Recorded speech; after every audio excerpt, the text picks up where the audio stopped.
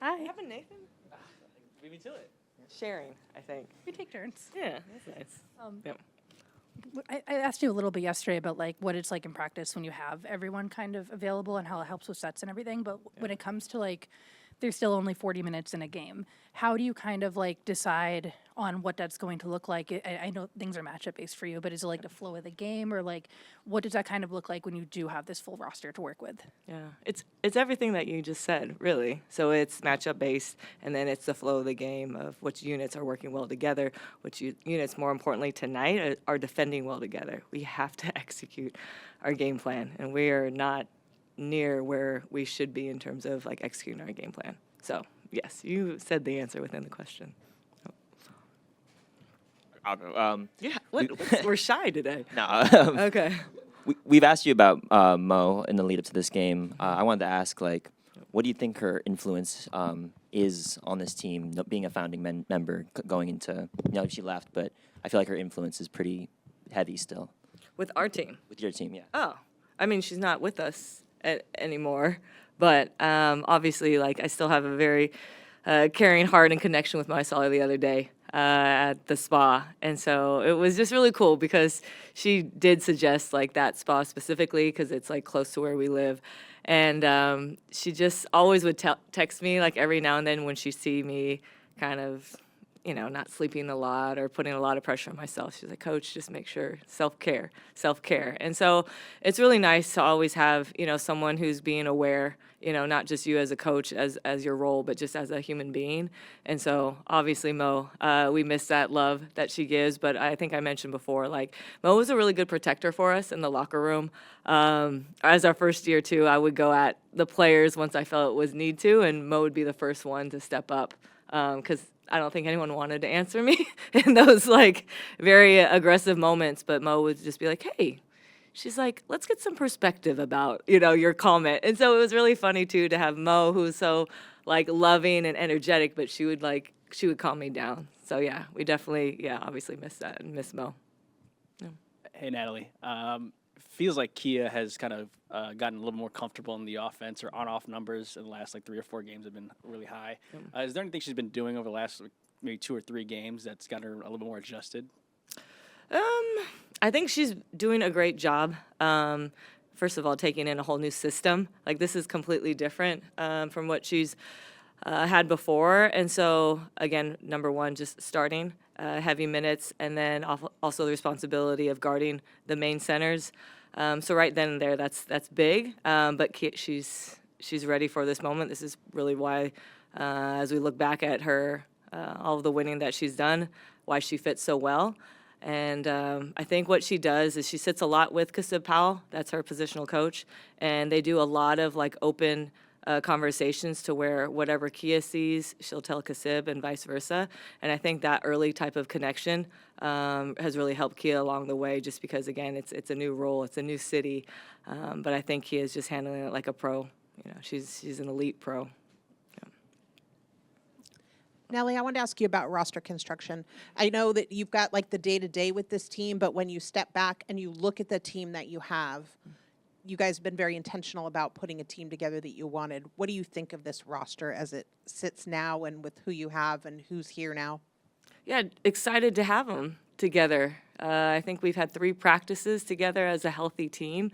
So to me, it's still early with actually having them all under one gym, under one locker room, and just kind of to look around and get them familiarized. But I'm really looking at the moments that today I sat with them, a couple of them, and they came early. I mean, super early today. I think they're really excited. But just spending time with them under the same locker room today. So I'm looking for those connections being made.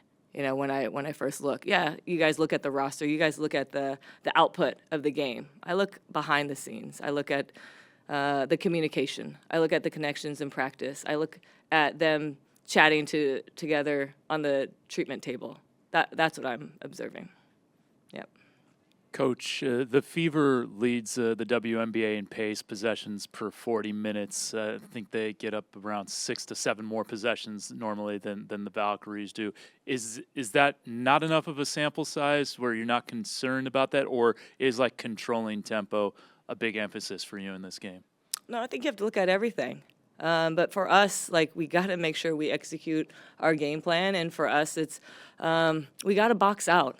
A lot of teams, are lengthy. The majority of them probably are going to be taller. And so for us, we got to hit first. We got to box out. That's got to be a key tonight for us.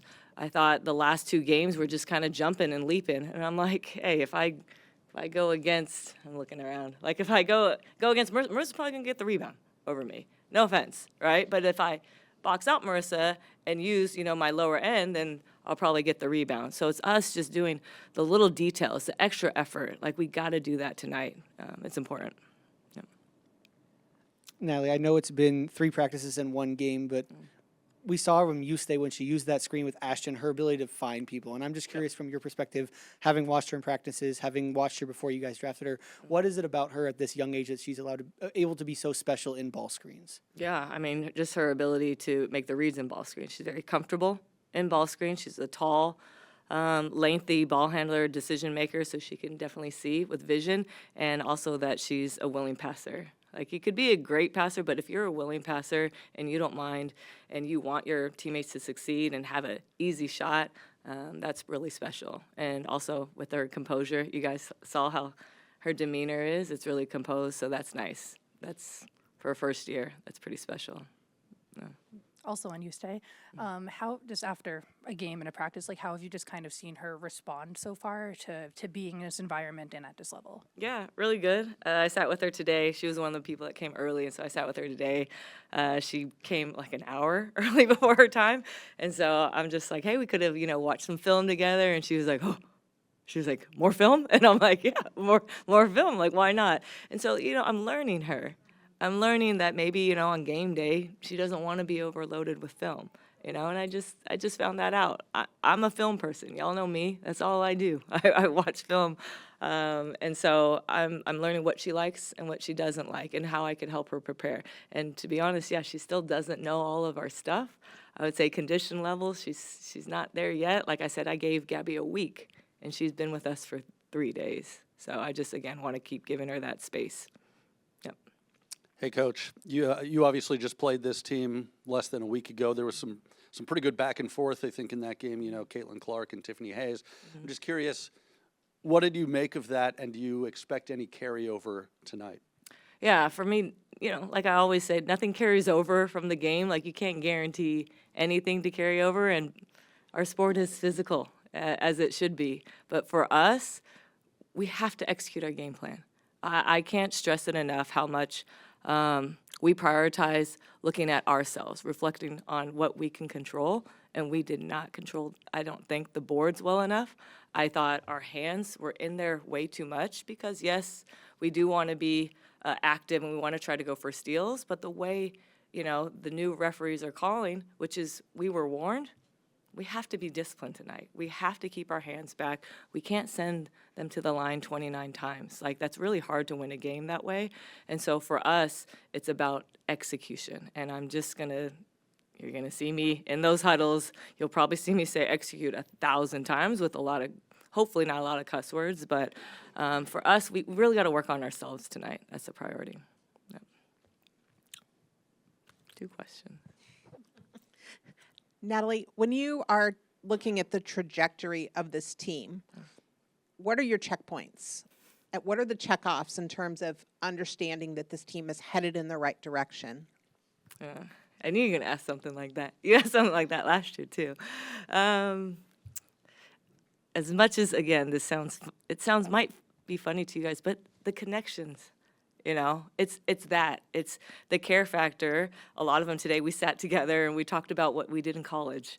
And then they bonded over that. Like, some said they partied, some said they didn't. I'm just looking at that, the kindness, the bond that we're looking for outside of just running through plays and running through our defensive schemes. Like, I'm looking for the bond.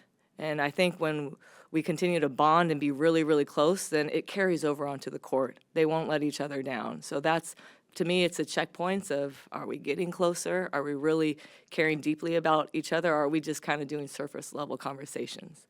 That's kind of what I'm looking for.